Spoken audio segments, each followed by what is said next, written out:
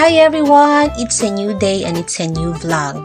So ngayon, update na naman tayo para sa ating new activities for today. So ayan, andito na naman tayo sa therapy class ni Lola. Ayan, nag-start na naman yung kanyang activity. So ang kanyang activity for today is para mag-paint ng mini house. So ayan, start na siyang pinturahan ng ang roof ng kanyang mini house. Yan yung napili niyang kulay, which is, I think, it's peach. I don't know. Hindi ko alam anong kulay na yan. Actually, ang bobo ko sa color.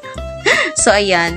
Masyadong pulido yung kanyang pagpipaint dyan kasi ingat na ingat siyang hindi lumampas yung kulay. So, ang sabi ko sa kanya, marami ka namang color dyan. Lagyan mo ng combination. Ayaw niya. Gusto niya isang kulay lang sa roof. Sabi ko, okay. So, ayan. Masyadong pulido yung kanyang pagpipaint dyan. So, ayan.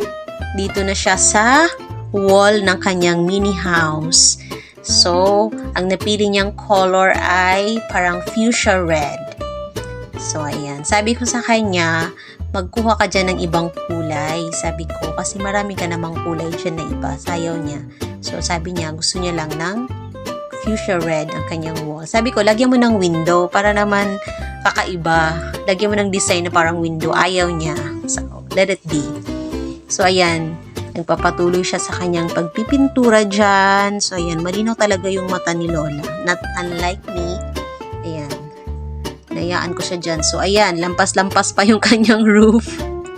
So, ayan. Finishing na nilagyan niya ng beads para medyo naman may kulay daw ang kanyang roof. So, ayan na yung finished product.